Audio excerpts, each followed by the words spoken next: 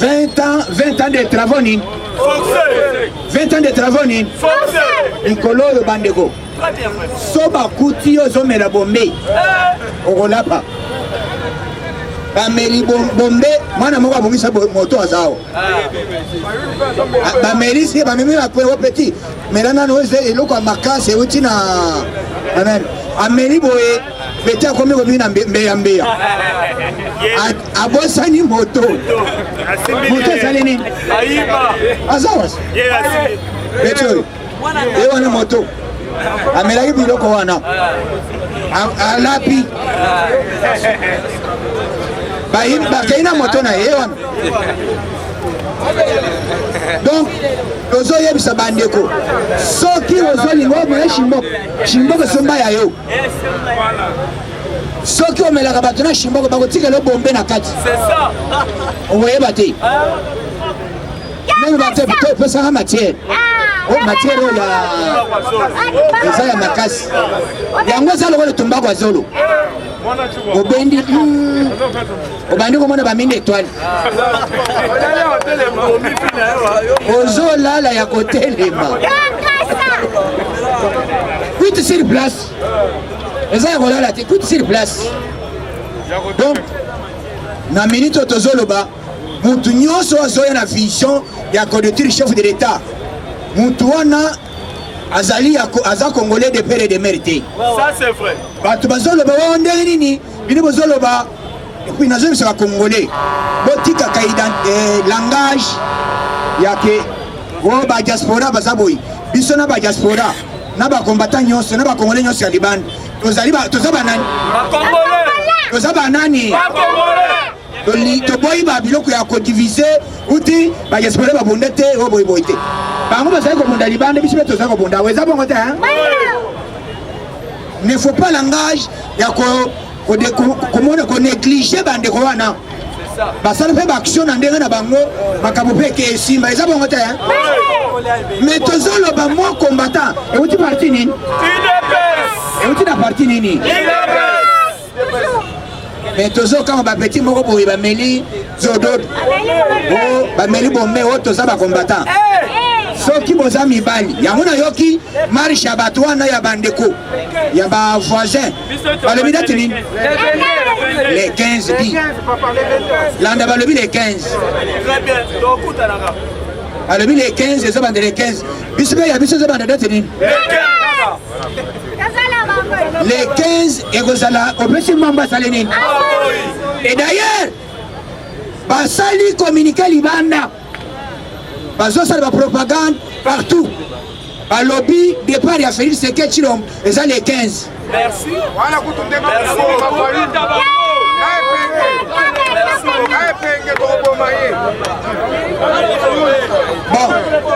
bon wana na yebisi ba service de renseignement na yebisi nani la police na yebisi bureau de la yebisi na armée FARDC batika na biso ta na ngonga moke. Très bien. Très bien. 30 minutes ya pamba avant bango baya biso na bango tosala nini tosilana nazolo ba boy combattant na yo communauté il est best viva il est best viva Fatime les 15 ezali biso nyonso tokozala wapi na lebi tokozala wapi combattant bango balokola balobi bazolinga balongola Fachi wa azali eli ya biso bakombatant ya DPRD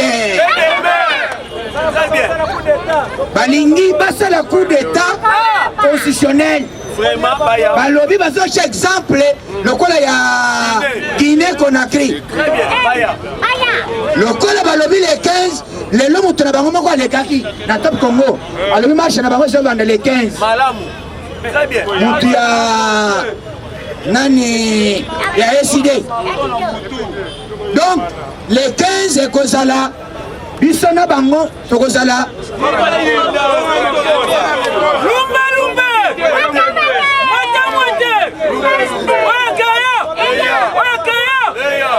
mokolo wana yoka soki musunye eza makasi alekelaka ngo nini soki mbeli ekati te basalaka ngo nini omeli ekufeli na kati bamelaka omeli ozwi mpe kopra mai wana yelanga mai lokola balingi bameka ke idps bazalaka banani lokola bakanisi ke biso lokola tokomi na pouvoir litechange mokolo wana nde ekozalaki vivreve ekozala historique tokolamwisa baide ya bato baboma mokolo wana ekozala historique batuna musée oyo ayaka na bakadoko batuna mobutu oazaki na baribu batuna mandefu oyo atuma bakombata litesingaka mokolo wana kanda nyonso ya bakombata batumbao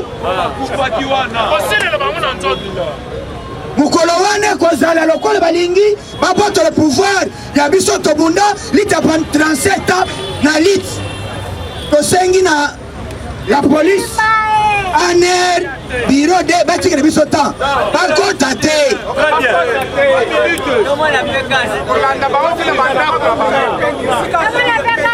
ome balingaka koloba tro oyo kokomata mataki-mation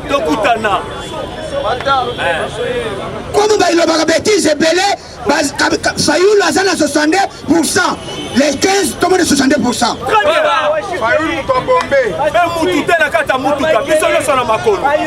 Mutu akota na mutuka te meme moto te biso nyonso na makolo ombata tozoyokana kisapour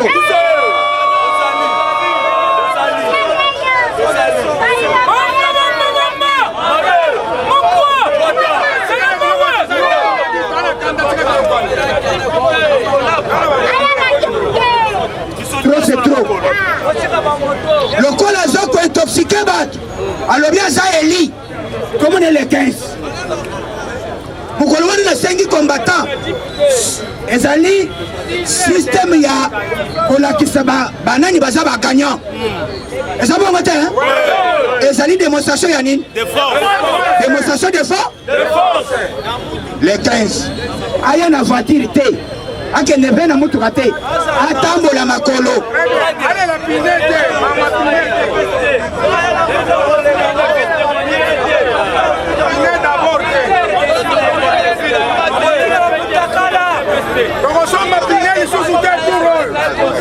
déjà 6 heures combattant biso nyonso 6 heures tokozala wapi na poma tete boyawa tobandi kokende maleme mpo tozwa bandeko ya changu toya komata eza bongo te le 15 qui vivre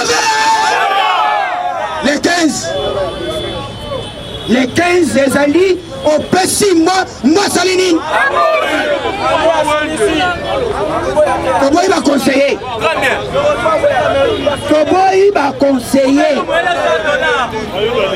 conseiller $100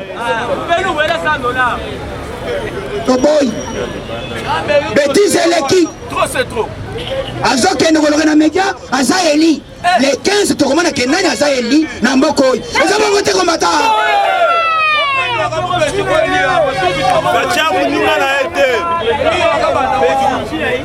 kolata elamba ya idps te ezali likambo ya mabele lata kaka azala congolais de pere de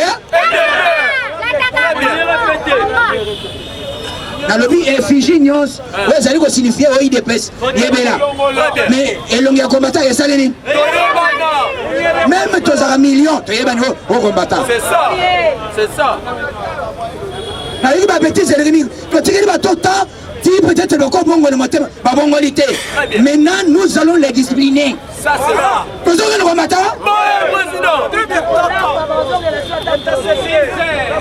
bakolapa mpe bakobimisa marche mokolo mosusu te bibe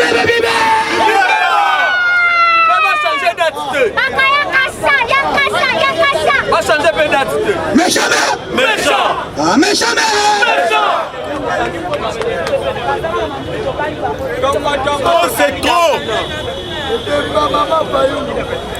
Fayulu Bombe, Balu Kataba machette, puis surtout Toyaka sans machette.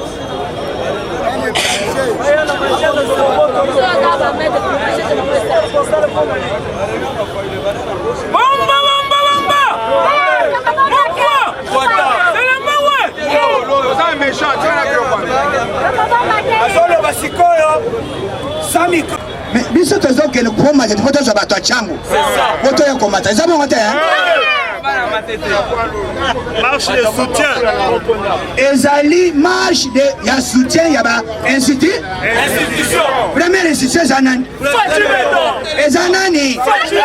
Betel Fatima, betel Fatima.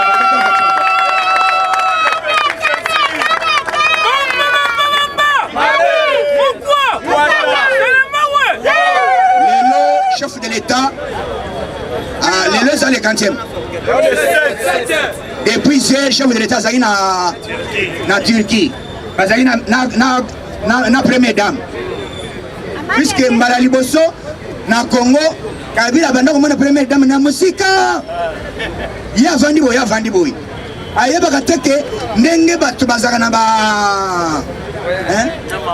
Non, dialogue na mère. Hein? Dialogue. Mais Kabila mele bombe kala. Mutabanda ko mele bombe kala zana nyao.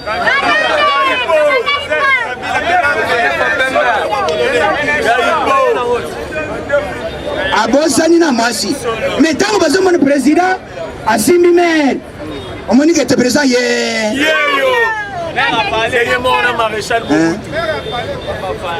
Première dame. Oboyi okasi braza. C'est ça. Otoya ba première dame bazami balete. Azaka kamo. Azakuna bazo traité. Na minute oyo bazo signer accord bilatéral. Accord oya système ya gagnani. Gagnant. Na Turquie balobi te président bazana posa izino to oyo. Président était pesa nyonso. On avantage à ma Congolais. C'est ça l'amour.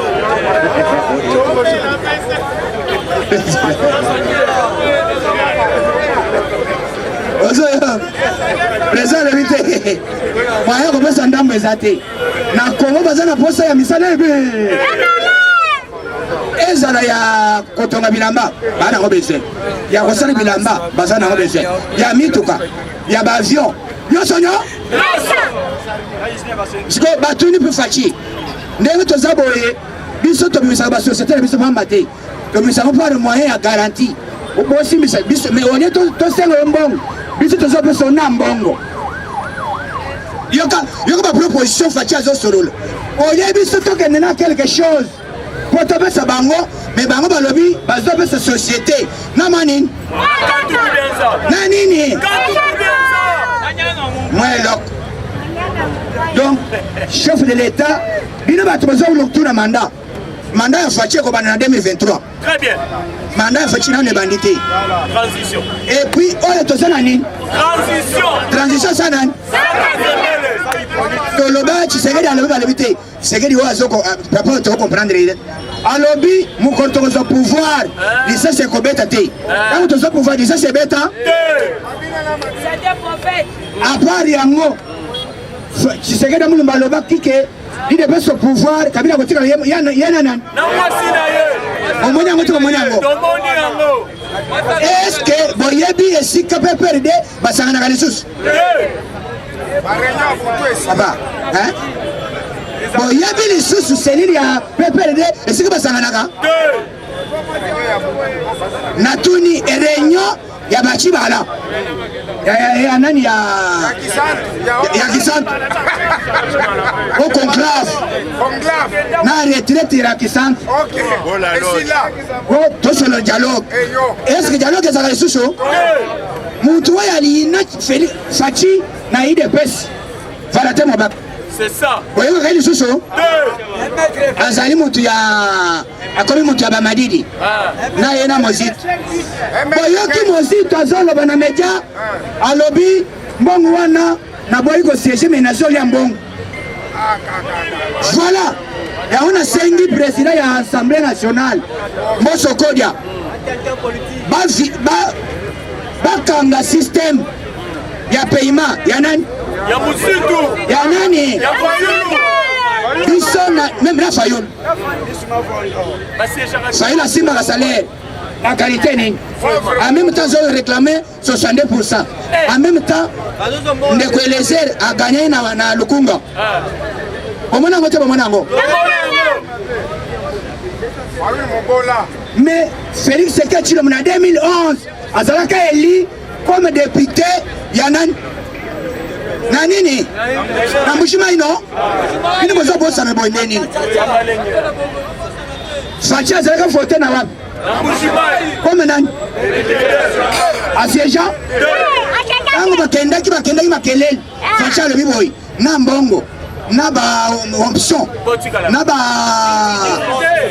nyonso ya député bosala nini voilà enam c'est ça Fachi aboya na ba humilité na bino Fachi aboya salaire na opposition na passe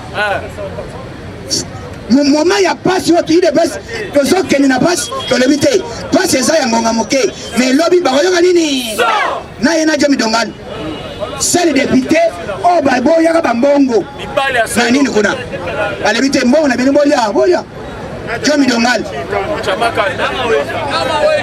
na maweja na Dines na tata mwasi mais bawe batikala batuna madidi à l'époque boyoka langage ya motoyi azoloba nini ma base m'a demandé d'aller mais azoloba je suis Tshisekedi depuis quand toi tu es Tshisekediste un voleur t'es politique lelo azoya na UDPS ayaka kozwa bato nyonso mpo bazwa gaz yango mpe tobangi système po tubiso toyamba yo tokotieke yo toyeba oza nde nini tokotya balance awa puiske barero tosala biso UDPS tosala bato bakombo ebe tosala babolinga balisanga ya bashemise ya minene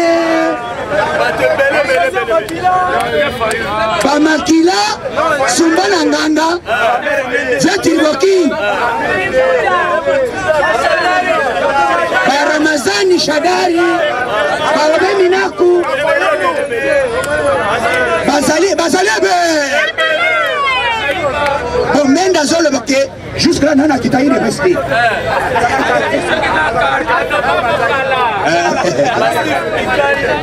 menda lobby non dit moi je suis membre de l'UDPS j'ai contribué pour l'UDPS Batouna Lambert Mende on est en train d'apprendre que on vous appelle Chakou. Comment tu t'appelles Chakou? Oh, c'est vieux délimité. Il m'a surnommé cette nom. Chakou nan Chakou national.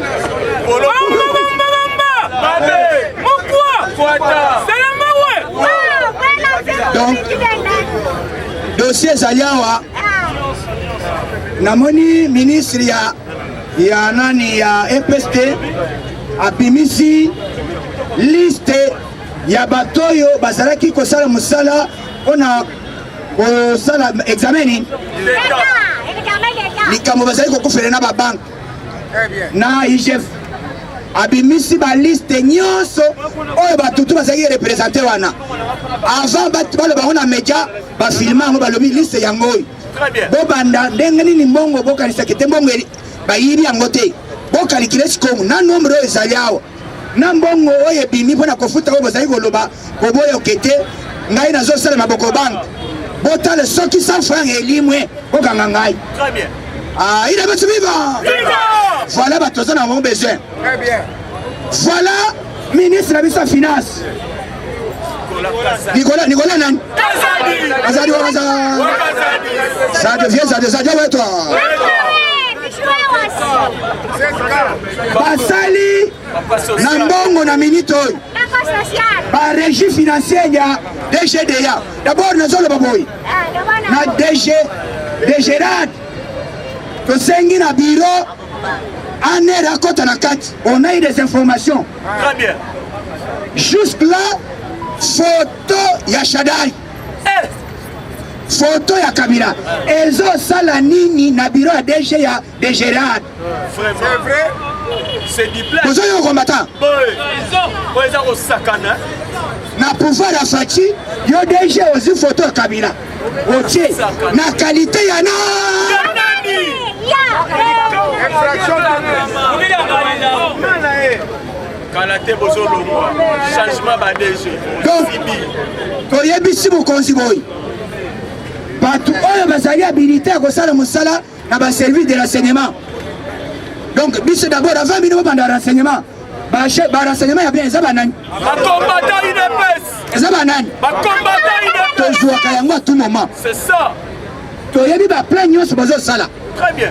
Bo sala ki ke bo éliminer Fachi. Bo sala ki d'abord John Numbi na qualité ni na zako bomba manduki. Pembeni ya présidence ya chef de l'État na Gombe. Na minute bapesi ordre sur instruction ya garant de bon fonctionnement. Commandant nani? Suprême. Na Lubumbashi. Combien de résidences ya John nani? 7. Vraiment. Na 7 nyonso wana cédé.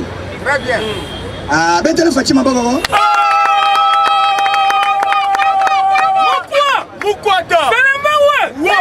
Justice oyo tozali kosenga à l'époque na minute oyo balobi élément le plus dangereux du monde, de l'Afrique, de la RDC, il s'appelle qui? Johnny Nani? Basele biloko na ye nyonso. Très bien. Donc présence au sol mosala na minute tozoloba conteneur d'abord train 12 wagons.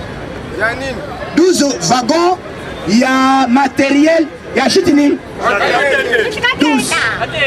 Mais aux wagons, ça combien? Hein? Bah, matériel. Oh, bah, c'est quoi le bâtiment? Vous savez, ici. Vous savez, Fachi va voter. Fachi a le bas qui te coûte une aie. Alors, bien avant, Naya na Kasai. Alina Yoga Nini. Alina Yoga Nini. C'est là. Asala yango. Courant, écoute. Mai na ndenga liboma. Mwana na pompi na ye. Mwana na prise à courant na ye. Nyosonyo. Oboyi katsa braza. D'abord bino bato boze le mandat. Communauté internationale, entre autres Washington. La voix de l'Amérique. Balobi, on cherchait quelqu'un en Afrique. Cette fois-ci, on a eu quelqu'un de valeur. Okay. Il est en Afrique. Précisément où? En RDC. Précisément où? En RDC. Malali bosobo mona niveau fachaza nango. Basonde ye. Abimi meilleur en Afrique. Très bien. Peut-être Fatima Bokoko.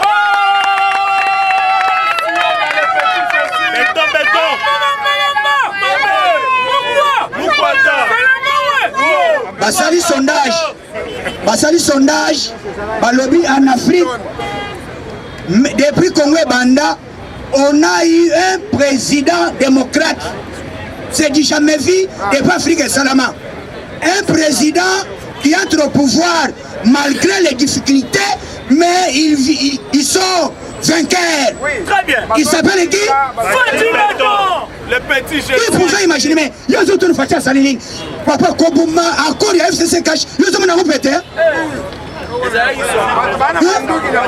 Mais mandat y a moins. Bila ya liboste ça FCC Cash. O batu ba bito, so ko bomiango, batu ba kokufa, batu ba kopanzana, o batu ba kozalate. Mais Kabila yei. La pété. Avani wapi? Kabila avani wapi? Nazamba.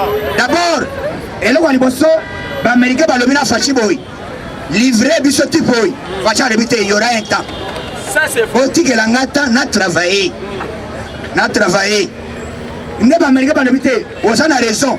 Lokolo gagner match oy. Yo mandat na yo zo banda timo lesa kosala nini? D'abord l'opposition n'existe pas en RDC. Nous jouons ce rôle. En même temps, nous sommes au pouvoir, en même temps, nous sommes à l'opposition. Très bien. Quand on s'opposer à Nini, nous allons s'opposer à la gestion mabe. Et le ministre IDPS, et le ministre Liban, aux alliés congolais, mais ce qu'on salit madame, le bête de ma botte, on dit alléluia. Ce qu'on salit ma bête, on déboulonne, allumé. Les lobes à Kangi Abisso étaient Nilongon. Ils sont le bité. Ce qu'ils aillent bien ou non, nous les sortissons. Au parti politique, au Niger, au Niger, au Niger, et au Niger, au Bakangi, et ça acharnement. Ouais, puis bah, acharnement. Vraiment. Notre droit de l'homme. Bino, pour ça, la bine Sarani. Bon, il n'a pas de peste. Bon, il n'a pas Félix Seketulom. C'est ça. Bon, il n'a pas de Kala. C'est ça. Bon, Vandanier, Borolapa. D'abord, maintenant, et c'est bandit. Donc, ça, là, Facha, ça lui 25 ans. Tout n'a le facon. Et tout n'a ni. Nani, président, il y a Nan. Ça sunges. Ça, ça, le. Yoke Nangamos. D'abord, Facha, ça, la boy. Avant, tout comme en 2022, vous voyez déjà que. Avant, tout le recensement.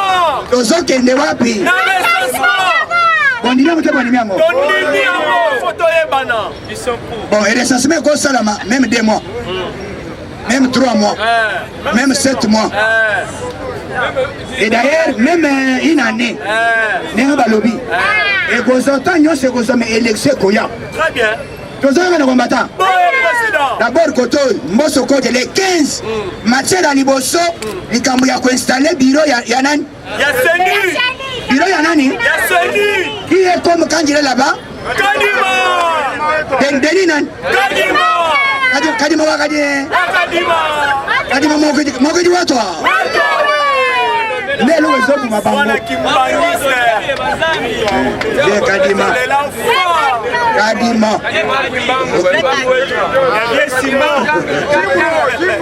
Voilà. Zekadi. Kadima wa Kadima. Kadima wa Mokwe. Tout le monde est très chéri. On fait ça gagner. Papa, tout l'Assemblée nationale, tout ça, on est Vraiment. tout le Sénat, tout ça, on est tout les lots aussi, parce que les questions de l'habitude, même le cours constitutionnel, mais vous voilà, batté. Il va ça à 9 ans. J'ai dit, bois. T'as le bois, ça a mis l'union, c'est beaucoup ça. Au Kokonda.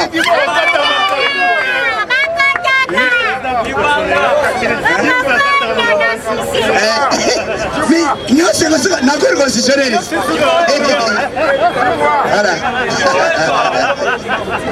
Voilà. Ozoma tati. Nous c'est Suki na muto boboya. Pour investir. Dis-moi le petit là-bas non ne va ça quand. Osera. Okola pas. Nous avons confirmé président Siasuka. Ezanan. Ezakuru nini? On va match. Betale Fatima beaucoup. Betale Fatima.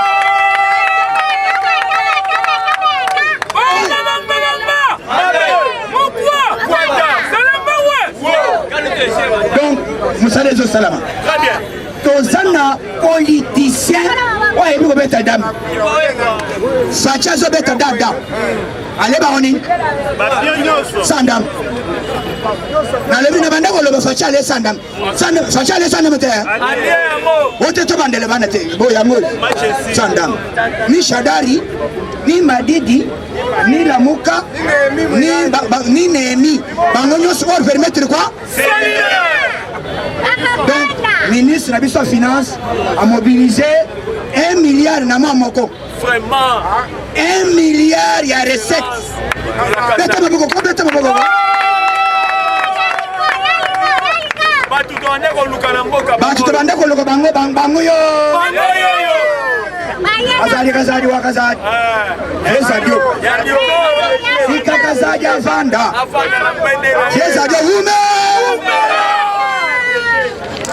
Na ministre, nous sommes déjà bousculé encore et pas ministre ya hydrocarbure azali ko boucher pour bavandisa makambo puisque pétrole ndembongo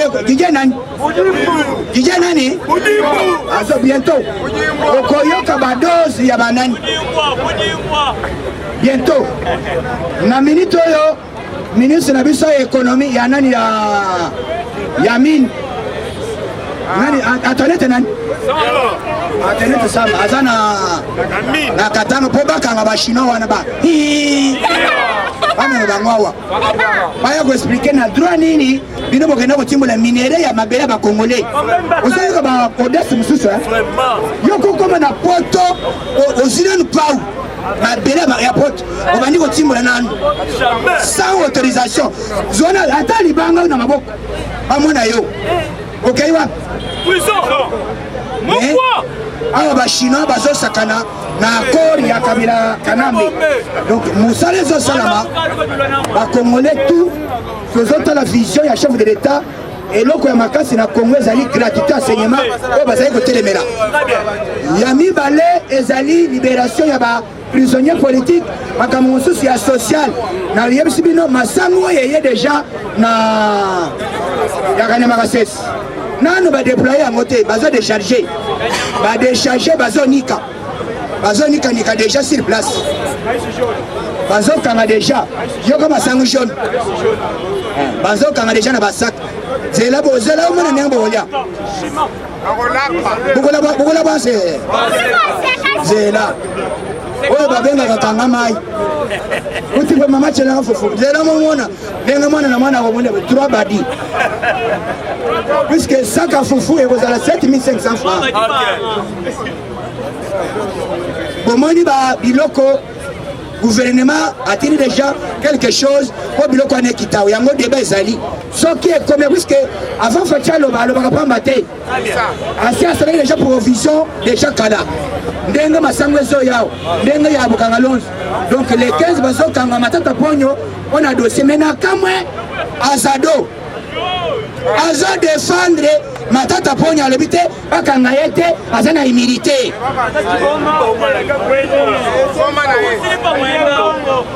voilà or humilité ya matata ponyo basi balongolaki déjà ka mais na humilité onatoni humilité ngo ezaka na place nini combattant nalobi humilité ezaka na chemise ezaka na mokongo na mapeka to eza boye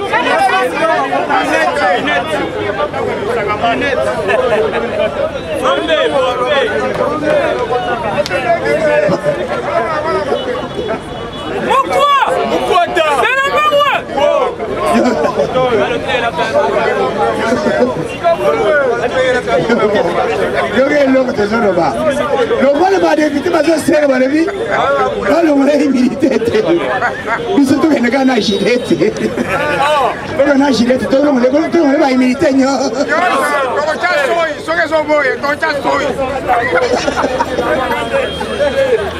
motu basi balongola humilité azosenga po te aza na humilité bino bodefandaka biloko badefandaka te tika mosu akende kosamba soki aza innocent balibere eza bongo te viva Fatimbe le président de l'Union africaine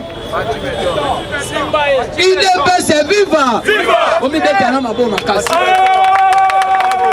le président de l'Union africaine le vice-président de la SADC le président de la SADC le président de la CEAC l'empereur du corps UDPS viva combattant de l'Obiboye. C'est dans le média pour condamner. On n'a pas vu là où Mousito est passé dans le média pour condamner. On n'a pas vu là où le pasteur Moïse Katumbi est passé dans le média pour condamner. UDPS est vivant. Les gens veulent faire ce qu'on appelle la récupération politicienne. Avec ce qui s'est passé en Guinée-Conakry, on a compris que ça a vu sur ma révélation à John Lumbi. Vraiment. UDPS est vivant. Batofo Baye Baboye. Alpha Condé aza opposant à Makassi pour la carte de Guinée-Conakry. Parce que la personne qui a forgé Alpha Condé en politique, c'est un Tshisekedi Wamulumba. Et le parti de Alpha Condé Et l'IDPS, c'est là qui va parti socialiste, là, instance, moi, comme on a fait Sabino. Alors, il ne faut jamais comparer la constitution guinéenne et la constitution congolaise. Hier, on a vu un médiocre ancien gouverneur à Kassai occidental, Hubert Kabassou Bassou. Il compare le régime de Fatih Beton et puis le régime de Alpha Condé. Alpha Condé a pris le pouvoir en 2010. Avec ça, la troisième mandat en 2020. Alors, avec Fatih, il y a une très grande différence. Fatih, il est en son premier quinquennat, à son mi-mandat.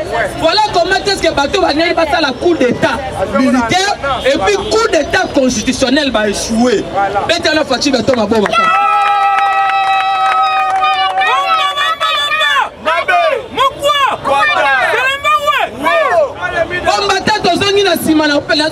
Actualité. Kabila ne pensait pas que Fatih allait faire 2 ans au pouvoir. Gavane, Tambo Mwamba a été choisi comme état président du Sénat pour faire un coup d'état constitutionnel. Parce que le pouvoir du Kabila s'est retrouvé au niveau de la Cour constitutionnelle et puis au niveau de l'armée. Gavane, vous avez vu tous les jours, qui la conscience se cache. Manquer le respect vis-à-vis du président de la République. Quand Mokondi Mboka a décrété état d'urgence sanitaire, nous avons vu une personne qui a un coiffure anticonstitutionnel, Tambo Mwamba, un sanguinaire. Il a passé dans un média de la place au top Congo pour le Baboye. Nous allons convoquer un congrès. Pourquoi? Parce que le président a décrété un état d'urgence de fait. Et là, on dit Banga Basala. Balinga qui va créer un congrès, basali motion présidentielle, bâtir président en accusation. C'est parce que basali qui n'a contrôle la Cour constitutionnelle. Gloire à Dieu, notre pouvoir c'est un pouvoir divin. C'est pour cela vous avez vu, il y a eu une démission stratégique. Oh le Bénin le massacre, on a bien. La Belgique. C'était un parti Beton. Et là on est qui comme ça là. On a vu encore Chadari est passé dans les médias en disant que pour lui, Chadari, pour lui, les jours où pour lui Kabila avait donné le président le pouvoir, il a cité le nom de 5 généraux. On avait cité le nom de John Numbi, on avait cité le nom de Delphin Kaimbi, paix à son âme, on avait cité encore le nom d'Amis Tangofo, si je ne m'abuse pas. Le problème était quoi? Quand le président a procédé des réformes armées, à Tchaki hors d'état de nuire John Numbi. John Numbi na Lubumbashi, Ayamba ba notable dans son Katangé. À cette époque, il y avait l'ancien gouverneur de Katanga, Jean-Claude Kazembe. Très bien. John Numbi a fait la déclaration, le but, je ne suis pas un agneau. Cela veut dire quoi? À chaque fois, il peut attaquer le régime en place. C'est pour cela que vous avez vu en plein capital 500 munitions de guerre et de lance-roquettes. Il y a un policier scientifique qui a dit que les munitions voire même l'armée. Ce sont les munitions les plus chères. Alors le coup a été déjà bien préparé pour éliminer le président de la République. Mais comme notre pouvoir, c'est le couronnement, il y a 37 ans, il y a l'île, on a au poro.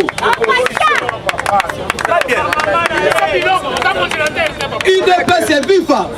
Si quand on a mis Poussana, et là, nous avons vu le président Jean-Marc Kaboun. Parce que quand Jean-Marc Kaboun nous parle, ce n'est pas Jean-Marc Kaboun, c'est Tshisekedi qui parle à Jean-Marc Kaboun. Très bien. Le président Fatih, c'est le tout premier président qui a de stratégie politique. Très bien. Il a mis à genoux un système implanté pendant 20 ans. Fatih a dit non! Kabila c'est mon frère. Quand il y a les querelles dans le pays, je n'hésiterai jamais de rencontrer mon prédécesseur. Il a de l'expérience, il a travaillé. Il dépasse ses vivants. Maintenant, faut-il m'avoir ma carte.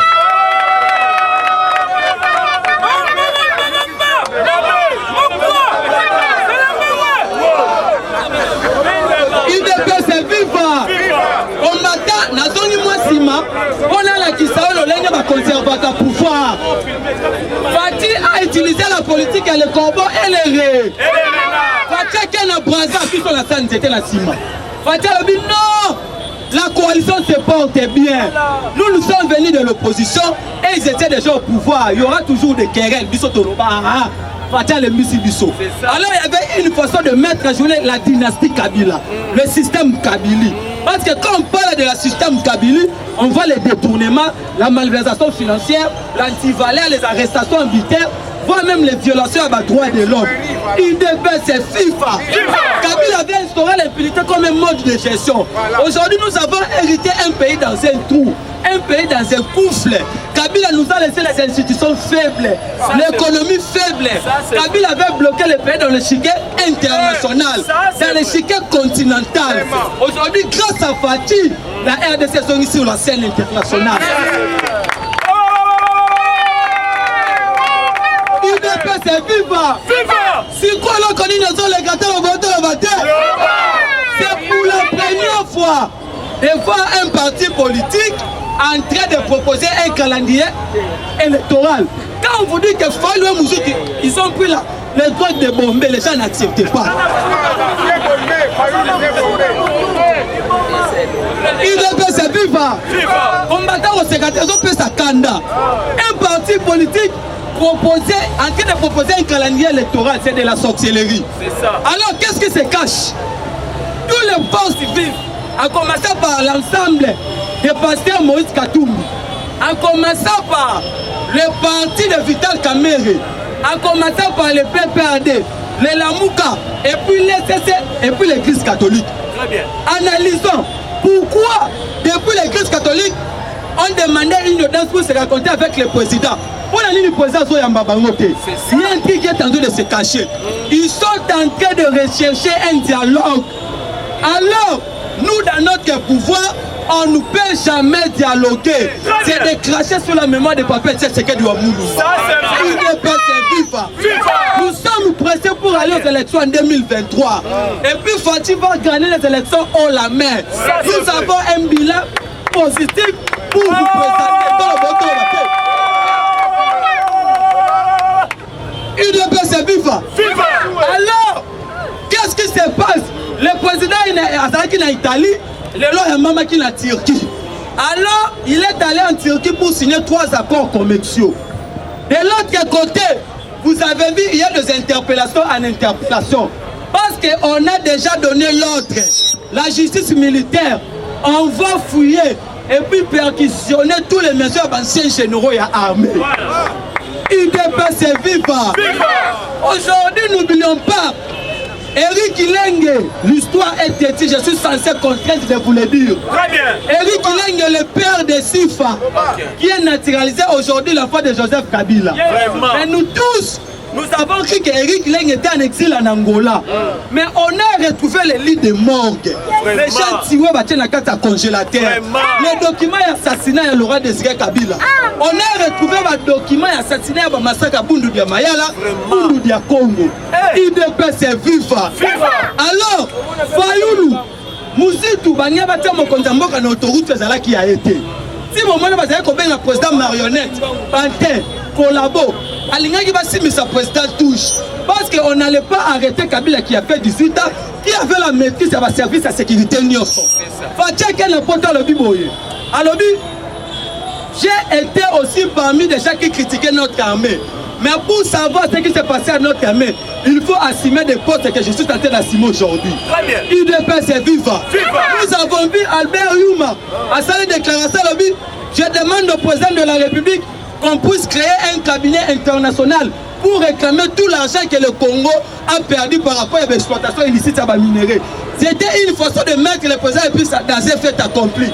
Parce que n'oublions pas que voir même ce qui se passe à l'est du pays, il y a la même mise à la multinationaux. UDPS, c'est viva. La guerre a commencé, tout le monde est pauvre. N'oublions pas que Kabila va quitter le pouvoir. Après qu'il a révisé le code minier en faveur des Américains. Kabila a révisé le code minier en faveur des Asiatiques. Frère Vanet, vous avez vu, qu'est-ce qui s'est passé? On avait signé un contrat.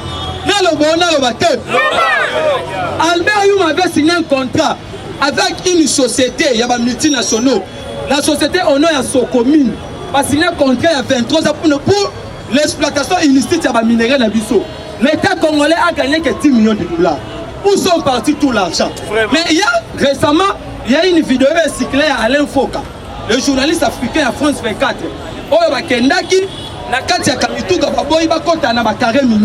Il y a un truc qui se cache dans le bonheur. Au Konzamboka depuis Italie, Appesi premier ministre pouvoir dans le conseil des ministres. A interpellé le ministre, le vice-ministre de l'Intérieur, le ministre de la Justice, et puis madame la ministre Amine. Parce qu'au moment où nous parlons, madame la ministre Amine est à Katanga, en train de sensibiliser les gens pour la minéraux. Alors, le président, avant qu'elle ne porte autant qu'elle n'a pas de alors, je ne suis pas venu le chasser, mais je suis venu leur dire on doit signer des contrats où il y a partenariat gagnant-gagnant. Nous allons revoir tous les contrats mal négociés, mal signés au détriment de la population congolaise. Nous avons vu l'ambassadeur chinois, Aïmou Bakati du Congo, à Salaki réaction. Alors, la Chine est prête pour renégocier les contrats. Parce qu'aujourd'hui, il y avait Kabila, Katumbi, Bateka, Gisman, Abissonioso, Bateka, Bakara, Mine, Nagan, Leclerc. Au moment du temps où l'administration Biden est liée, va frapper dans l'Angleterre, n'a pas sanction Missoussou. Les problèmes étaient quoi? Vous voyez, Moïse et Kanga, on va détourner 6 millions d'habitants à Katanga. Aujourd'hui, quand vous avez vu Katumbi en train de dire que Balimisa John Numbi, Balimisa Matata, c'est parce que Katumbi sait que non, si on envoie les inspecteurs de l'UGF pour enquêter la gestion de Katanga depuis 2010, on va trouver les placards dans la gestion de Moïse Katumbi. Très bien. Moukwa UDPS est viva. Basali coalition politique. Mokonza Komi Kobunda un contre tous. Il a que le soutien total de la population congolaise. Parce que les lobes qui n'ont pas d'opposition, ils ont tourné le dos contre le président de la République. Ce qui s'est passé récemment avec Moïse Katumbi, Martin Fayoulou, cardinal à mort, ce sont les oiseaux de même plumage. UDPS est viva. Ce que Fayoulou Mouzou doit faire, ce sont du populisme, c'est du baisse. Parce que nous allons puiser dans la jurisprudence. En 2013, va invalider le mandat à Félix pour l'absentéisme. Parce que Azaki Kossiécheté, automatiquement nous tombons aussi dans la jurisprudence. On doit invalider le mandat de Mouzou depuis le mandat de Martin Fayoulou. Très bien. Comment les gens peuvent traiter les institutions illégitimes, mais ils sont en train de gober l'argent des institutions illégitimes. C'est une façon de chercher leurs intérêts partisans, mesquins et puis individuels. UDPS est viva. Il n'a pas besoin de associer les Congolais. Parce qu'aujourd'hui, Bangolos aussi va comprendre. Il y a un moment qui Kabila, comme individu, il faut faire la différence entre Kabila individu et puis Kabila système. Kabila individu était déjà parti. Ça restait maintenant le système Kabila. Quand nous avons eu le pouvoir, Kabila avait encore le besoin de contrôler tous les gouverneurs de la province. Mais Kabila avait dû nous chanter une mission et pas à tout Matouana qui est interpellé cette situation au niveau de la justice. Parce que Kabila a 145 ports. Kabila a le port à Mateba si je ne m'abuse pas. Kabila avait beaucoup de fortune quand il y a Congo central. Quand il a retrouvé que non, à tout côté il y a une vision de Konzamboka, il y a un créé une vidéo sextape entre tous les vices. À cette époque, Gilbert Kakon est ministre de l'Intérieur. Au niveau de l'administration, quand on a sanctionné à tout, sanction est dans un délai limité. Automatiquement, Gilbert avait réhabilité à tout Matouana. La personne qui est aujourd'hui le ministre des droits de l'homme, Fabrice Pouela, au niveau de l'Assemblée nationale, il avait même tenté que Gilbert Kakon de Bateau va se rappeler. Il y a un moment où on a une conférence, il est contre la destitution du gouvernement dans la province, ils ont créé la crise. Et maintenant, aujourd'hui, voilà maintenant la beauté d'un état de droit. Parce que quand on dit que à l'époque de Joseph Kabila, on a arrêté les gens malitaires, c'est parce qu'il n'y avait pas l'état de droit. Aujourd'hui, il y a l'état de droit. Oh, ils ont la Moussala. Tout le monde qu'on a cité dans un dossier X ou Y, il est censé de répondre devant ce juge naturel. Très bien. Aujourd'hui, c'est pour la première fois depuis l'histoire du monde. On comprend souvent un cadre d'un parti au pouvoir au niveau de la position centrale de Makala. C'est pour la première fois de voir un secrétaire général et un parti au pouvoir être interpellé au niveau de la justice. C'est pour la première fois en Afrique de voir un directeur et un cabinet à chef de l'État au niveau central de Makala. C'est pour la première fois un ministre d'État au niveau de Congo au niveau de la prison centrale de Makala. C'est pour cela qu'on disait à l'époque de Joseph Kabila, il n'y avait pas l'État. Il n'y avait pas l'État. Aujourd'hui, maintenant, il y a l'État de droit qui est en train de faire son travail. UDPS viva. Et maintenant, regardons le succès diplomatique à Mokonza Mboka. La RDC est élue à la deuxième vice-présidente du bureau régional de l'Organisation mondiale du tourisme. Beta chef de temps Mabo Makassa.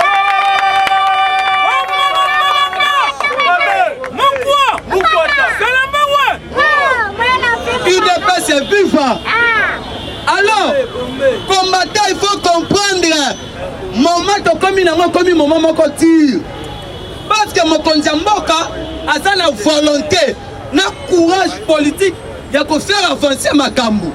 Comme depuis la session Mboka a son indépendance, il n'y a eu jamais un président qui est venu combattre l'impunité pour les détournements. Alors comme Fatih est venu combattre l'impunité, c'est pour cela que vous voyez tous les gens qui sont à la classe politique, ils sont censés de combattre le président de la République. Soit même, Makambu ya babesi ya bapi ya denrées alimentaires, il fallait que ça l'unanimité de la classe politique. Et ça l'unanimité c'est parce que Batouana, basa na posa ya bango, basonga na kibokondi, pour baboma lisusu population. C'est pour cela que nous avons dit ceci. Toi nous nous avec votre information, toi nous nous toujours dans les pays démocratiques du Congo. Nous interpellons le président qu'on puisse procéder des réformes au niveau du service de sécurité. L'ANER, la DGM, tous les services de sécurité. Comment jusqu'à preuve de compter Calais est introuvable? Comment depuis le président veut donner l'ordre pour Gédéon Kyungu? Gédéon Kyungu est toujours à Katanga, mais il est introuvable. Comment avec John Noum? On ne peut jamais accepter. Il faut arrêter tous ces gens-là afin que va répondre à l'acte na bango boité. IDPS c'est viva. Yango moni mo salaire mo conseiller ko accompagner na ba président nyo sauté. On vient d'expulser nos Congolais au niveau de Zambie. Récemment on l'a fait aussi avec l'Angola. Mais où est l'autorité du ministre des Affaires étrangères Lutundula? C'est que j'ai ça que beaucoup de l'intérêt mais beaucoup habité. Yango moni Katumbi a la carte du gouvernement mais il critique encore la gestion du président Fatih. Parce que ils ont le ministère ici. Mon frère l'a dit ici, depuis que Moïse Nzangela a tout ça la moussala à mon côté. Lutundula, jusqu'à preuve de compter, le diaspora nous a appelé. Parce que contrainte coûte dans ma cambouille passeport. Mais Lutundula est là, il n'agit pas. C'est parce qu'ils ont eu déjà l'ordre. À leur autorité morale que pour mettre la Bible, mais ça va comme ça, la photo, ça va comme la photo, on raté. UDPS c'est viva. Yango dans le Bible. Mandat Oyo, bilan est à partager. Parce qu'en 2023, nous sommes censés de faire une majorité parlementaire. Le gouvernement, nous avons battu le Kwebo, nous avons battu MLC, nous avons battu Vital Kamere, nous avons battu ensemble de Moïse Katumbi. Et puis nous avons la transhumance qui a battu la PPRD. UDPS c'est viva. Yango Moni. Je vous dis que le président Fatih c'est le chouchou de tous les présidents au monde. Très bien. Président comme il a Turquie, c'est pour la première fois depuis l'histoire de l'humanité. Vraiment. Un président, quand on a parlé présidentiel, nous pouvons comme il est Fatih. Président Sondi. Vraiment. Mais que le Fatih maintenant on va